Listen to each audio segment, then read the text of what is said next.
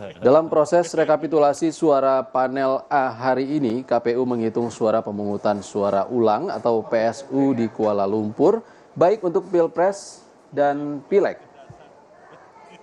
Untuk Pilpres, pasangan Capres-Cawapres Prabowo Gibran unggul dengan memperoleh suara 6.266 suara, disusul pasangan Anies Muhaimin dengan 4.674 suara, dan pasangan Ganjar Mahfud dengan 1.134 suara. Sebagai informasi, suara PSU atau pemungutan suara ulang di Kuala Lumpur dilakukan setelah 7 PPLN Kuala Lumpur diduga memalsukan data dan daftar pemilih.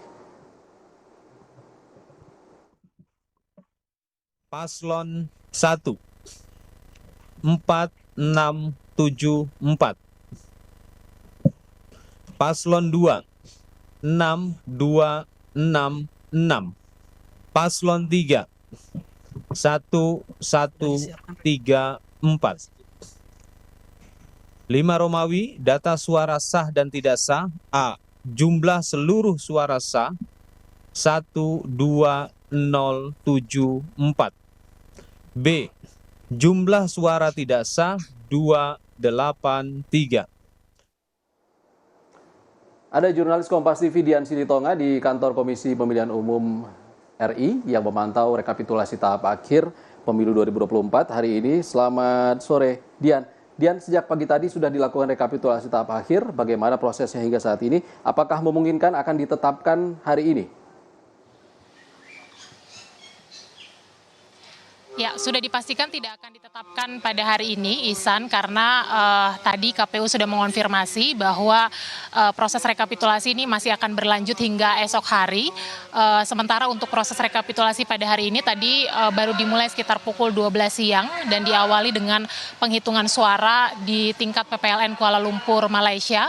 Penghitungannya tadi sudah selesai sekitar pukul 14.30. Kemudian pleno terbuka ini diskor sampai nanti pukul 20.30 malam waktu Indonesia Barat, dilanjut dengan penghitungan suara untuk Provinsi Jawa Barat dan juga Provinsi Papua Barat Daya. Kemudian juga tadi dikonfirmasi bahwa besok pagi akan dilanjutkan dengan penghitungan suara untuk Provinsi Maluku, Papua, dan juga Papua Pegunungan. Jadi saya tekankan bahwa penetapan pemilu tidak dilakukan hari ini. Kemungkinan besok setelah proses rekapitulasi suara selesai. Tapi itu pun juga masih tentatif, kita akan menunggu teknisnya, Ihsan, karena tadi Komisioner KPU Agus Melas menyampaikan bahwa meskipun hasil rekapitulasi nanti selesai dilakukan besok, tetapi masih akan dipertimbangkan apakah akan langsung ditetapkan atau diumumkan hasil pemilu 2024 di hari yang sama atau sesuai dengan tenggat waktu pada tanggal 20 Maret 2024. Jadi kita tunggu bersama.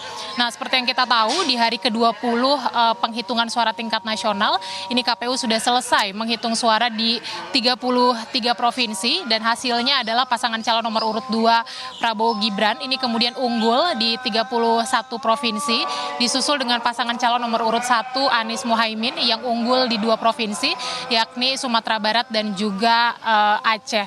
Sekali lagi kita pantau bersama jalannya proses rekapitulasi karena masih tersisa 2 provinsi yang hari ini dijadwalkan akan dilakukan proses rekapitulasi. Ihsan.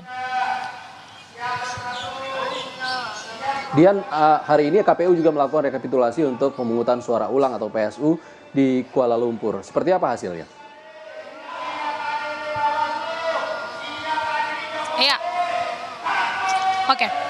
Hasilnya adalah pasangan calon nomor urut 2 Prabowo Gibran ini unggul dengan perolehan suara sekitar 6.000 suara dan kemudian disusul pasangan calon nomor urut 1 Anies Muhaimin dengan perolehan sekitar 4.600 suara dan kemudian juga pasangan nomor urut 3 Ganjar Mahfud dengan 1.134 suara. Nah, perolehan ini diperoleh dari suara sah sebanyak 12.074 suara dari 62.217 daftar pemilih tetap.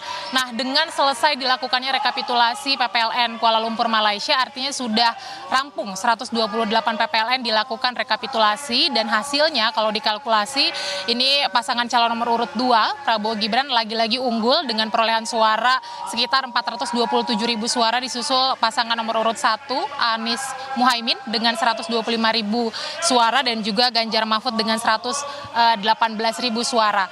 Nah, tadi Ketua KPU Hasyim Asyari mengevaluasi proses pemungutan suara yang terjadi di Kuala Lumpur, Malaysia dengan mengatakan bahwa berkaca pada pemilu sebelumnya 2019 dan juga pemilu tahun ini bahwa terjadi problem atau masalah berulang terkait dengan pemungutan suara menggunakan metode pos di Kuala Lumpur karena kerap ada pemilih fiktif begitu ya atau sudah melakukan pencoblosan sebelum waktu pencoblosan, maka evaluasinya nanti ke depan pada saat pemilu di luar negeri akan dilakukan dengan metode kotak suara keliling dan juga TPS. Lengkapnya kita akan dengarkan pernyataan Ketua KPU Hasyim Asyari berikut ini.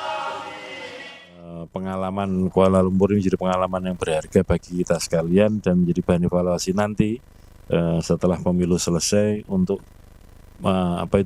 pelaksanaan pemilu ke depan supaya lebih baik dan tidak terulang lagi. Setidak-tidaknya dua pengalaman ini khususnya metode pos di Kuala Lumpur sudah bisa kita ambil hikmah lah, bahwa saya kira sebaiknya ke depan metode pos untuk Kuala Lumpur dihilangkan atau tidak digunakan.